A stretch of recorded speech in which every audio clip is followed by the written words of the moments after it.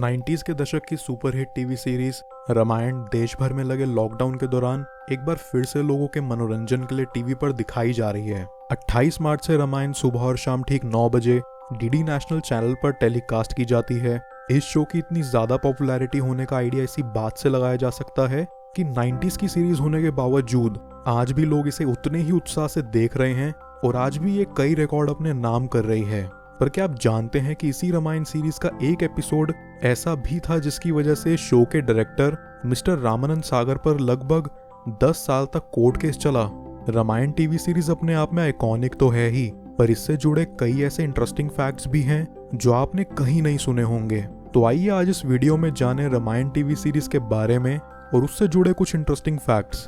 तो ये बात है उस दौर की जब भारत के छोटे गांव से लेकर बड़े बड़े शहरों तक में भी हर किसी के पास टीवी नहीं हुआ करता था। गांव और छोटे शहरों में मुश्किल से 2-3 लोगों के पास टीवी हुआ करता था और कलर टीवी तो बहुत ज्यादा रेयर था। इसीलिए रविवार को सुबह सुबह लोग फटाफट अपना काम पूरा कर घर पे ताला लगाकर अपने टीवी वाले दोस्त के घर चले जाते थे, क्योंकि ये वक्त होता था टीवी पर रामायण के टेलीकास्ट होने का। इस शो के क्रिएटर्स का ये कहना है कि उनके मन में रामायण बनाने का आइडिया तो काफी पहले से आ गया था, पर उनके मन में हमेशा से ये सवाल था कि क्या टीवी पर लोगों को एक धार्मिक शो देखना पसंद आएगा। इसलिए सवाल का जवाब ढूंढने के लिए उन्होंने रामायण से पहले विक्रम बेताल नाम का एक टीवी शो लॉन्च किया। इस शो में ज्यादातर रोल्स उन्हीं लोगों ने निभाए हैं जिन्हें आप रामायण सीरीज के लीड रोल में देख रहे हैं। रामायण में राम का किरदार निभाने वाले एक्टर अरुण गोविल जी ने इसमें राजा विक्रमादित्य का रोल निभाया था।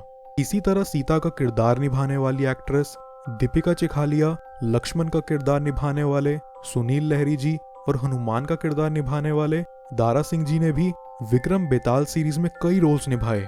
1985 में आया शो विक्रम बेताल लोगों के बीच काफी पॉपुलर हुआ और इसके बाद 25 जनवरी 1987 में रामायण पहली बार टीवी पर टेलीकास्ट हुई। इसके लगभग 45 मिनट के कुल 78 एपिसोड्स थे जो हर रविवार को दिखाए जाते थे।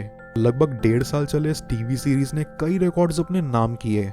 इस सीरीज के सिनेमेटोग्राफर मिस्टर प्रेम सागर जी का ये कहना है कि उस दौर में लोगों में रामायण को लेकर इतना ज्यादा क्रेज था कि शनिवार और रविवार को इसकी शूटिंग देखने के लिए लोग दूर दूर से बस पकड़कर आ जाते थे।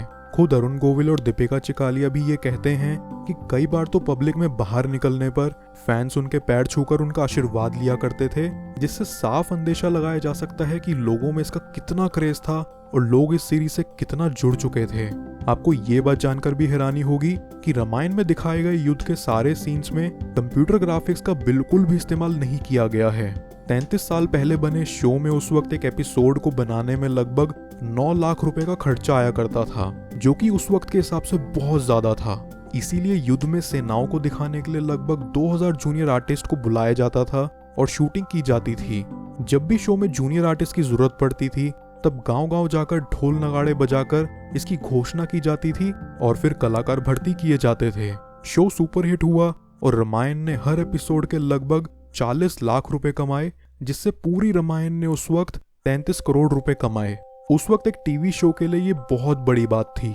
लोग तो ये भी कहते हैं कि उस वक्त 99% टीवी चैनल्स पर सिर्फ रामायण का ही ब्रॉडकास्ट हुआ करता था और इस दौरान सड़कें, दुकान सभी सुनसान हो जाती थी। रामायण के 78 एपिसोड्स पूरे हो जाने पर लोगों ने रामानंद सागर जी से लव कुश की कहानी की मांग की। इसके लिए पहले तो रामानंद सागर जी तैयार ही नहीं हुए, क्योंकि उनके हिसाब से उनके पास लव कुश की कहानी के लिए जरूरी तथ्य नहीं थे।